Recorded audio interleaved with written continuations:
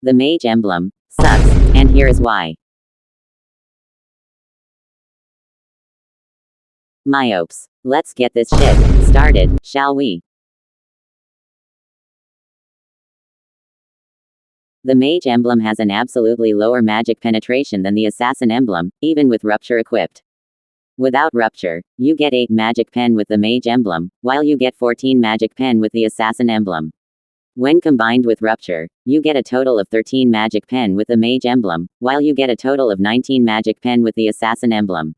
At level 1, a mage with both the Assassin Emblem and Rupture equipped can easily get neg pen against another level 1 enemy hero, without an emblem with defensive stats early on, while a level 1 mage with the Mage Emblem, even with Rupture equipped, cannot get neg pen against another level 1 enemy hero, regardless whether the enemy has an emblem with defensive stats or not. And the higher the penetration, the higher the damage multiplier. The damage multiplier is based on this formula. Since the Assassin Emblem has a higher magic penetration, it also has a higher magic damage multiplier. The neg pen I mentioned earlier means that the final magic damage exceeds beyond 100% of the skill's initial magic damage, since the enemy's magic defense is negative or less than 0. The only thing that the Mage Emblem deals higher damage than the Assassin Emblem at level 1 without items is due to the Mage Emblem having higher magic power, therefore, having higher magic damage without any form of damage reductions or damage boosts. The damage from the Mage Emblem is only good for clearing minion waves at the very early stages of the game. That doesn't apply against any enemy hero whose player is smart enough to counter you and get a little bit tanky, making the Mage Emblem useless as time passes.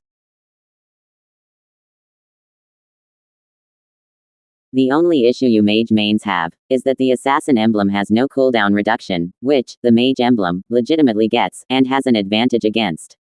However, you can still get CDR from items, and, there is another emblem that also gives CDR, which is, the Support Emblem. Now, you might think, the Support Emblem is, only, for supports, which is why, you also think, that the Mage Emblem, must, be used for CDR-reliant mages. That, is a misconception. There are damage-dealing magic heroes, and even XP lane tanks, that can, be viable, with the Support Emblem. The Mage Emblem, in terms of CDR, is absolutely inferior to the Support Emblem, even with Inspire equipped. Without Inspire, you get 5% CDR with the Mage Emblem, while you get 10% CDR with the Support Emblem. When combined with Inspire, you get a total of 10% CDR with the Mage Emblem, while you get a total of 15% CDR with the Support Emblem. So, the higher the CDR, the more spammable your skills. It's easier to reach 40 to 45% CDR with the Support Emblem, even without Inspire. Notice that I exclude the Flask of the Oasis in this video. The Flask of the Oasis is the only CDR item exclusive for healers and shield supports. Anyway, the Mage Emblem needs Inspire to reach 40 to 45% CDR just as easily as with the Support Emblem without the talent. Without Inspire, it's not as easy to reach the max CDR with the Mage Emblem. Even harder if you don't have any emblem and/or talent that gives CDR. How can you reach the maximum CDR cap? Simple. By buying items with CDR stats. You cannot just rely on the emblem alone.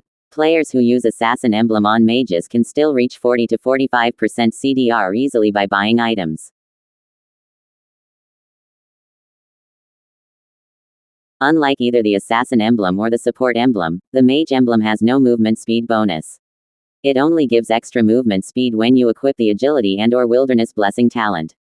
Without Agility, you get 3% movement speed with the Assassin Emblem, while you get 6% movement speed with the Support Emblem. The Mage Emblem has 0.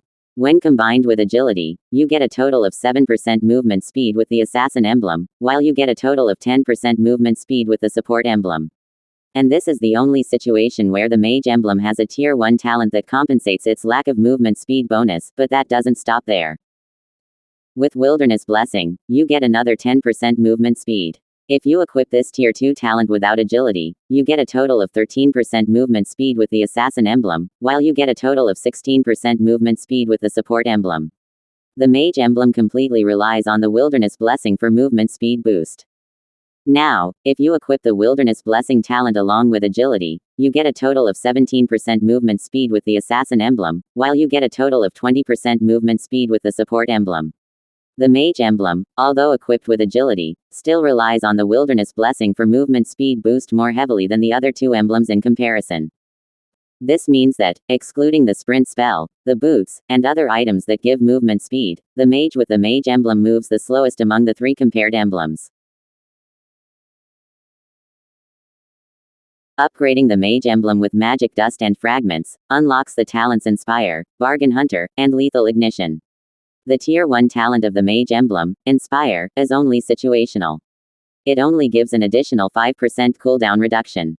But, again, to further reduce the cooldown of your skills, I already told you earlier that the Support Emblem gives you more CDR than the Mage Emblem, even with Inspire talent. Like I said, the Mage Emblem has a lower CDR than the Support Emblem. You still don't get my point, do you? And its Tier 2 talent, Bargain Hunter, is absolutely fucking useless. In exchange for making physical heroes, also, benefit from the discounted price, the discount itself is fucking reduced. From 10% discount on all items in its old Tier 3 version to just 5% in its current Tier 2 version. You buy items faster in the old version than in the current version, although the old version is only limited to magic heroes. Therefore, the Bargain Hunter is pretty much the nerfed mystery shop. And you still think this is a good talent, even for those who are legitimately item-dependent late bloomers. Its Tier 3 talent, Lethal Ignition, is the only valuable thing the Mage Emblem offers until now. In fact, Lethal Ignition alone is the one and only reason why you have to upgrade the Mage Emblem. The previous video, Lethal Ignition vs Impure Rage, had an in-depth analysis with these talents, and even with the Impure Rage buff, Lethal Ignition still has the advantage in terms of adaptive damage and activation requirements. In spite of what I explained in this video, you, Mage mains, absolutely don't give a fuck about it. To you, who fucking cares about movement speed? You need damage and skill spam, rather than the movement speed. You know that the magic pen from the Mage Emblem is much lower than the Assassin Emblem, but you don't give a fuck. You know that the CDR from the Mage Emblem is much lower than the Support Emblem, but you still don't give a fuck. You know that the movement speed is absent from the Mage Emblem, but still, and I'll say it again, you don't give a fuck. All you care is sticking to your preference. All you care is the 30 magic power from the Mage Emblem. And just because you pick a mage, the recommended emblem must be the Mage Emblem. That is why you, Mage mains, who use the Mage Emblem, are an epical, immortal, tryhard piece of dogshit. You, Mage Emblem users, are shitting on your mages, and nerfing yourselves to the ground, blaming Muntun as to why you have a skill issue, a suboptimal item build, and a suboptimal emblem configuration. Top global my ass. That is why, as I view the emblem configurations of mage players while the game is loading, only a few equip the agility talent. They commonly use either Rupture or Inspire as their Tier 1 talent. However, the common mage players you see, regardless of games, regardless whether or not they are your allies, have one thing in common: equipping the Mage Emblem over any more valuable emblem for mages. Assassin Emblem. They complained about higher physical damage at level 1, since it is adaptive. Support Emblem. They viewed it as only for healers. Common Emblem. They viewed it as pretty basic. The Mage Emblem, to them, is their best choice, and they cannot change their opinion and preference, even when presented with facts, believing that they themselves are right, their content creator idols are right, or other great in-depth guides are wrong. If you are mage players who happen to be watching this video, or who recently become myopes, what's the point of teaching you how to enhance your magic damage, when you just want to go with your preference? If you want to get more win streaks, increase your rank, or improve your chances of winning at any tournament, as a mage main, the Mage Emblem is not recommended for whatever hero you pick, as long as it's a mage. But if you just want to have fun, without caring what other players say, even in defeat, then it's up to you if whether you will use the Mage Emblem or not. If you ask me, I have a quick and simple answer. Stop using the Mage Emblem. It's dead, and it's only meant to be just a meme. The Mage Emblem is supposed to be for CDR-reliant heroes that deal magic damage, but in this meta, it's not recommended for any hero that deals magic damage. To increase magic pen, just use the Assassin Emblem.